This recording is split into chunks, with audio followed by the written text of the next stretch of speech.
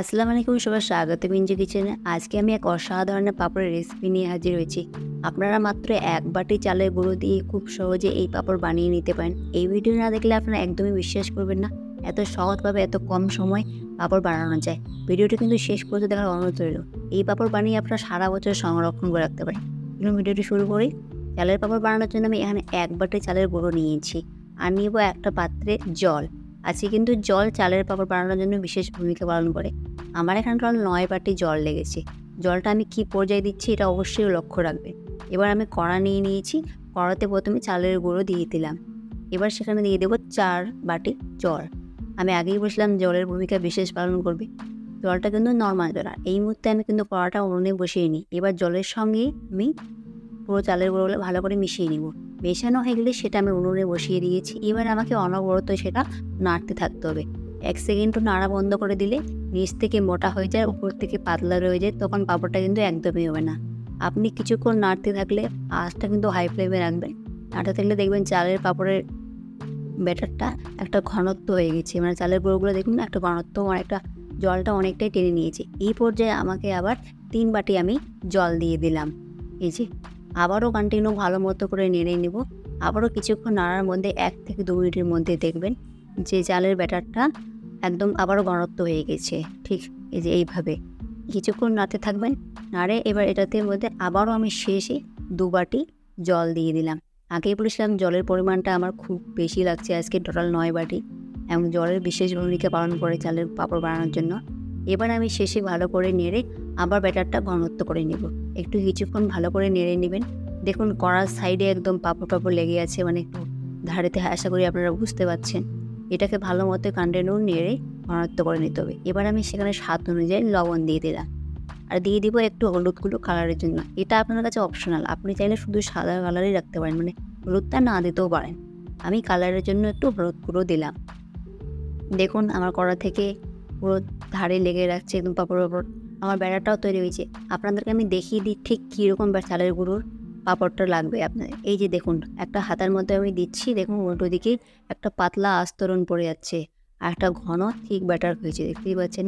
এবার এটাকে আমি নামিয়ে নেব। নামিয়ে একটা পাত্রের মধ্যে খুব সাবধানে কিন্তু ঢেলে নিতে হবে, এটা খুব গরম থাকে। এবার আপনাকে এটা একটা হাতের মাধ্যমে ঠান্ডা করে নিতে হবে, পুরো একদম ঠান্ডা করে নিতে হবে। এই যে দেখুন ভালো মতো কন্টিনিউ আমি নেড়ে ঠান্ডা করে নিচ্ছি। আচ্ছা, আপনাদের আমি আরও একবার ভালো করে বুঝিয়ে দিই ব্যাটারটা ঠিক কীরকম হবে। এই যে দেখুন হাতার মাধ্যমে আমি দিচ্ছি, উল্টো দিক থেকে দিলাম, দেখুন একটা পাতলা আস্তরণ পড়ে যাচ্ছে। এই যে এবার এখানে আমি দিয়ে দিলাম ধনেপাতা কুচি, দিয়ে দিব শুকনো লঙ্কা, আমি এটা চিড়ে রেখেছি, গুঁড়ো করে দিয়েছি, আর দিয়ে দেবো একটু জিরে। এই 3টে অপশনাল, আমি জাস্ট এখানে দেখার সৌন্দর্যের জন্য এটা দিচ্ছি। পাঁপড়টা পরে দেখতে খুব ভালো হয় এবং একটা ভালো ফ্লেভার আসে, সেই জন্য। আপনারা চাইলে না দিতেও পারেন।